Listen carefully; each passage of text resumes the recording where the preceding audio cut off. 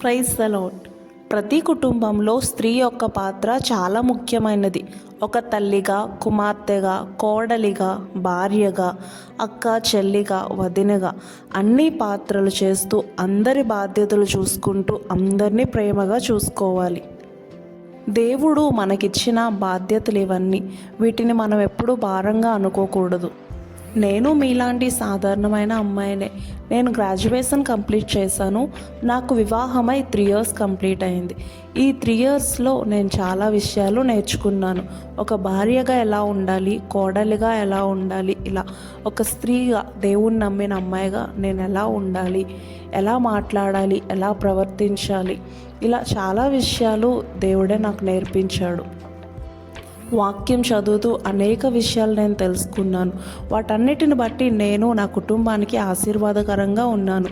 ఇవి మీతో కూడా షేర్ చేసుకొని మీకు కూడా మోటివేషన్గా ఉంటుందని షేర్ చేసుకుంటున్నాను. దయచేసి వీడియో స్కిప్ చేయకుండా కంప్లీట్గా వినండి. చెప్పటం మర్చిపోయాను, నేనేం పెద్ద చెఫ్ని కాదండి. నేను కూడా రీసెంట్గానే వంటలు నేర్చుకుంటున్నాను. ఈరోజు మా ఇంట్లో చపాతీస్ చేద్దాం అనుకున్నాము. రొటీన్గా కాకుండా ఇలా కొంచెం స్పెషల్గా చేయాలనుకున్నాను. గీ వేస్తూ చపాతీలు ఇలా మడతపెట్టి ఇలా చేయడం వల్ల కొంచెం లేయర్స్గా, సాఫ్ట్గా తినాలనిపించడానికి ఇంకా బాగుంటుందని ట్రై చేశాను. చాలా బాగానే వచ్చింది. బైబిల్లో సామెతలు 14వ అధ్యాయం 1వ వచనంలో జ్ఞానవంతురాలు తన ఇల్లు కట్టును, మూఢురాలు తన చేతులతో తన ఇల్లు ఊడబెరుకును అని దేవుని వాక్యం సెలవిస్తుంది. మనం అన్ని విషయాల్లో జ్ఞానం కలిగి నడుచుకోవాలి. మరి జ్ఞానం దేవుని వద్ద నుండే మనం పొందుకోవాలి.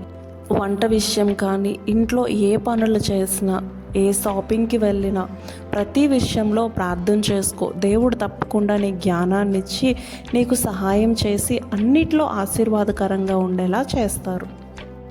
నీ భర్తకు కూడా నువ్వు సపోర్ట్గా ఉండాలి. మంచి ఆలోచన ఇచ్చేదానిలా ఉండాలి.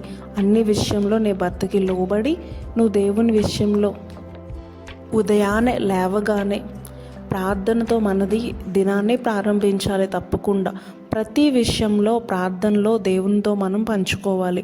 ప్రభువా, ఈ దినమంతా నేను ఏ విధంగా నడుచుకోవాలి, ఎలా ప్రవర్తించాలి, నాకు జ్ఞానము దయచేయు, నా కుటుంబానికి నేను ఒక ఆశీర్వాదకరంగా ఉండాలని మన ఇంట్లో ఉన్న అనారోగ్యంతో ఉన్నవారి కోసం కానీ, ఇబ్బందుల్లో ఉన్నవారి కోసం కానీ, మన పిల్లల కోసం, అత్తమామల కోసం, భర్త, ఉద్యోగం, ఇలా ప్రతి సమస్య కోసం ప్రార్థన చేసుకున్నప్పుడు ఒక నిండైన సమాధానాన్ని మనం పొందుకుంటాం.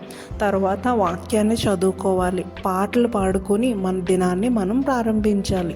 మీరు చేసే ఏ పనైనా ప్రార్థనతో ప్రారంభించినప్పుడు అది తప్పకుండా సక్సెస్ అవుతుంది. మన ప్రార్థన మన కుటుంబానికి కావలిగా ఉంటుంది.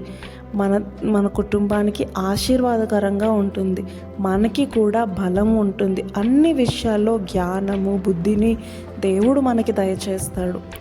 ఒక స్త్రీగా మనం అనేక పాత్రలు వహిస్తూ ఉంటాం. చాలా పెద్ద బాధ్యతే మనకు ఉంటుంది. మన కుటుంబానికి మనం ఒక వెన్నుముక్కలా. సో మనం ఎలా మన కుటుంబాన్ని మన చేతులతో కట్టుకోవాలో దేవుని వాక్యం మనకు తెలియజేస్తుంది. బైబిల్లో అనేక మంది స్త్రీలు ఎగ్జాంపుల్గా ఉన్నారు. దాంతో బైబిల్ మనకు తెలియజేయదంటూ ఏదీ లేదండి. బైబిల్ చదివినప్పుడు మనం ఎలా ప్రవర్తించాలి, ఎలా నడుచుకోవాలి, ప్రతి దానికి కూడా ఒక సొల్యూషన్, సమాధానం అనేది తప్పకుండా వస్తుంది. కాబట్టి మీరు బైబిల్ చదివి ప్రార్థన చేసుకున్నప్పుడు దేవుడు మీకు అన్ని విషయాల్లో సహాయం చేస్తారు. నేను ఇది దేవుడి నుండే నేర్చుకున్నాను. అలసిపోయి ఉద్యోగం నుండి వచ్చిన భర్తకి మనం ఒక బ్లెస్సింగ్గా ఉండాలి. మన మాటలు, ప్రవర్తన తన బాధ అంతా, స్ట్రెస్ అంతా మర్చిపోయేలా చేయాలి. మన పిల్లలకి మనం ఒక బ్లెస్సింగ్, మన అత్తకి మనమే కూతురిగా ఉండాలి. ఇవన్నీ కొంచెం కష్టం అవ్వచ్చు, కానీ నువ్వు నమ్మిన దేవుని వల్ల నీకు అన్నీ సాధ్యమే.